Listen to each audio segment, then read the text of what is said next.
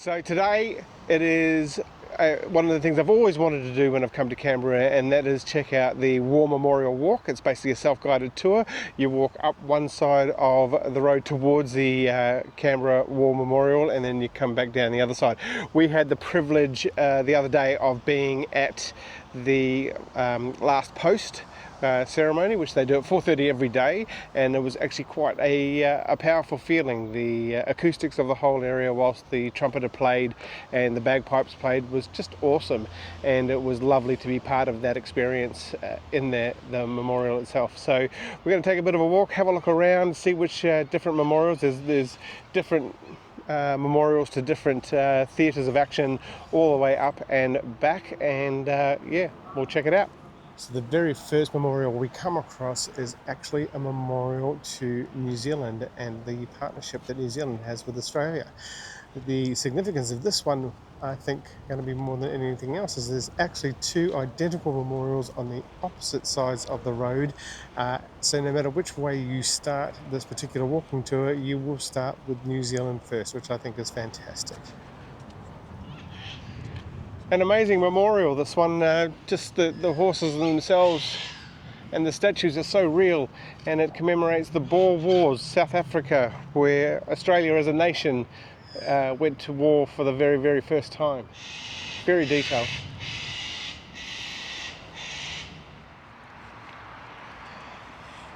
So commemorating the Desert Corps in was it 1916 to 1918. This memorial was originally in Egypt, but was destroyed in 1956 in the Suez Crisis. So this was actually the first memorial on the street to be constructed.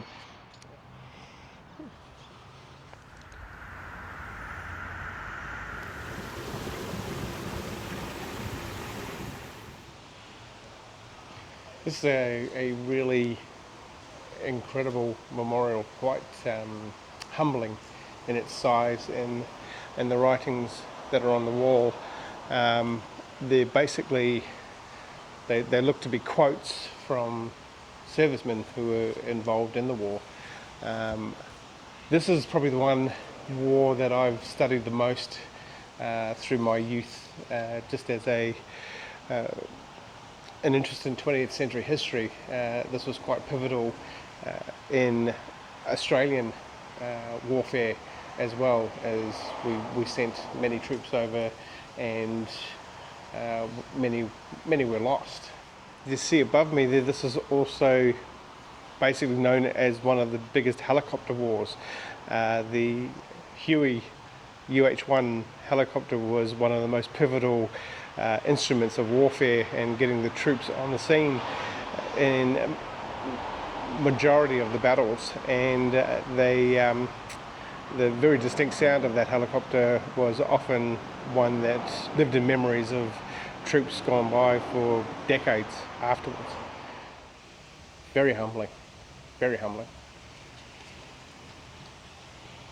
So this war, the Korean War, immortalised by the television show MASH, which is where I first learnt or knew about this particular war. Ironically, the TV show went for 8 years longer than the actual war itself, which, when you think about it, is really quite bizarre.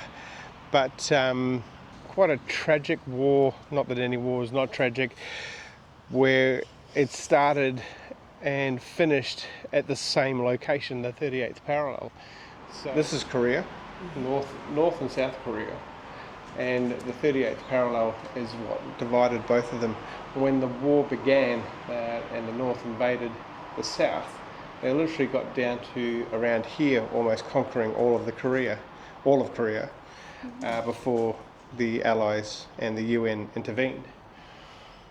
They then pushed the North Koreans all the way up to around here, close to the China border. And then that's when pretty much 1 million Chinese soldiers came screaming across the border to help the North, and ended up overwhelming the UN forces, the US forces, and literally pushed them back to the 38th parallel. Wow. Where it started. And to this day, the actual war has actually never ended, as there's been a truce signed, but no peace treaty has ever been signed to officially end this war. So this memorial is specifically for the Australian Army. It's a memorial to all theatres of war that the Australian Army has served in.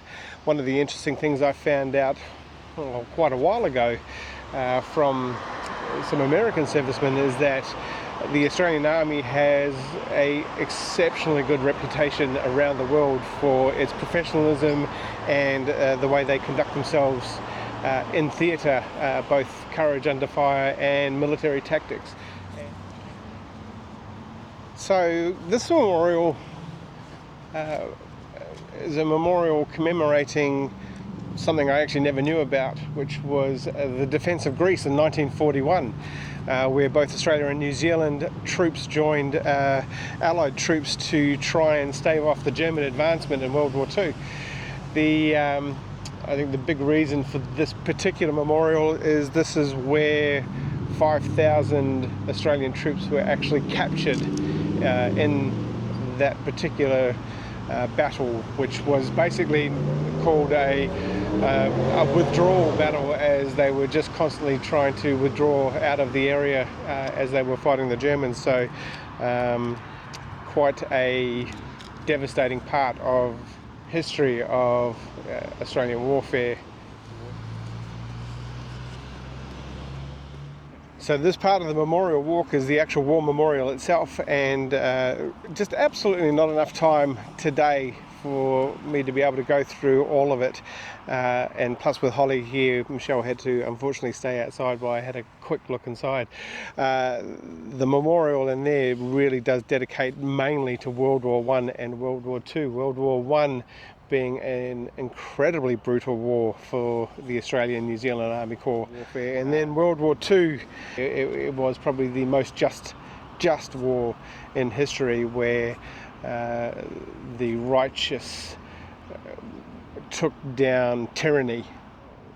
Whilst there's nothing good out of war, there was certainly advancements that allow us to live the happy, free, first world life that we do today in Australia.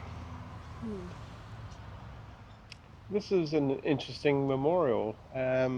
It's a memorial that commemorates Mustafa Kemal Atatürk, I think is the name, the pronunciation. I could have messed that up big time.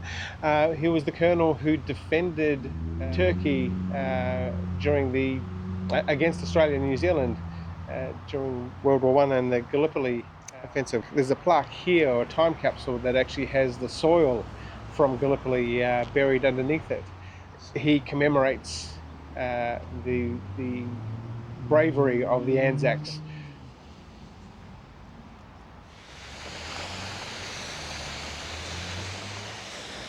So this memorial, I suppose that you can tell by the running water, is for the Royal Australian Navy. So we've seen the one for the Army, and this is a very, very cool memorial for the Navy. The Australian Navy has had a proud tradition for many, many decades, and there's plaques on either side. So probably the greatest contribution to military service would be the medical profession and the nurses, who, as one quote from a soldier said, that it was unfair that the nurses had to do the same length of tour of service as they did, and that they needed to cut that down because of the horrific things that they had to deal with on a daily basis. But per ardura ad astra means through adversity to the stars, or more literally through hardship to the stars, which is the motto of the Australian Air Force. And this is the Air Force Memorial, which is pretty cool if you ask me. The Air Force being my favourite branch of the armed services, and that's just because my interest in aviation and love of aviation. So this is a pretty cool monument and memorial. So this memorial is the Rats of Tobruk memorial memorialising the Australian soldiers who held Tobruk against the Germans in 1941, which Tobruk was under siege for 6 months before the Australian troops were actually relieved from their duty. So a pretty heavy time. I didn't know, and still really don't know too much about Tobruk, but from what I've quickly read, she's pretty rough. So a worthy memorial.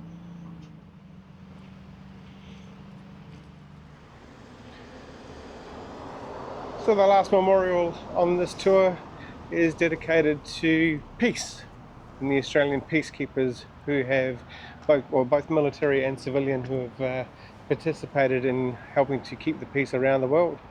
I think a fitting memorial to finish off this particular tour, and a very interesting one.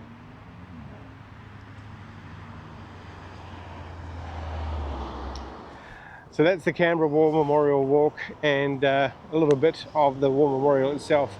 I really wanted to come down and do this just because it's been a hobby of mine to study various theatres of war throughout the world, in especially the 20th century. The walk is well worth it. I'd highly recommend it. However, it does take a bit of time. This is probably about 3 hours we took to walk up, back, and have just a little bit of time in the memorial. Realistically, I would be able to come back to that War Memorial Museum area there and stay there for a good 3 hours. There was just a ton of displays that were nothing short of fantastic. They were really informative, really detailed, and really well laid out. I highly recommend the 4:30 last post ceremony. That was really very moving. They do pretty much the last post that is done around the country on Anzac Day and Memorial Day, but they do it every day at 4:30, and they invite dignitaries from embassies and around the capital to attend and lay wreaths. And also it appeared that there were families of soldiers who had died in battle who were able to lay wreaths as well as they visited the memorial. So it was very moving. So we decided to do a video just on this particular activity, and because we thought it was well worth showing you a little bit more and not folding it into a much longer video that we would have to do if we did our normal videos. So I hope you enjoyed it. We'll catch you on the next video. Don't forget to like and subscribe. Please share this to all of your other networks, because we really enjoy making these videos for you, and hope that you enjoy them too. But we'll see you in the next one.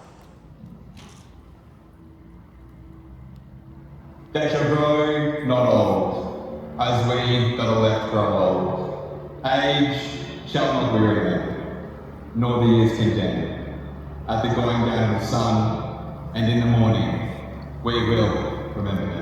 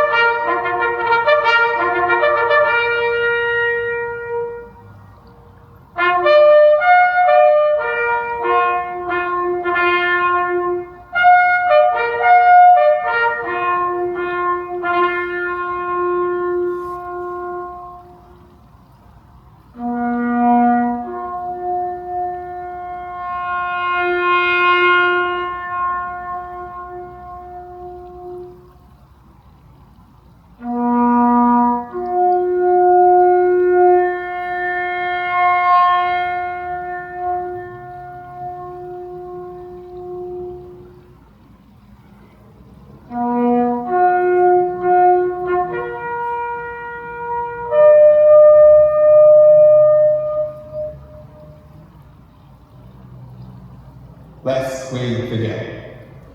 Lest we forget.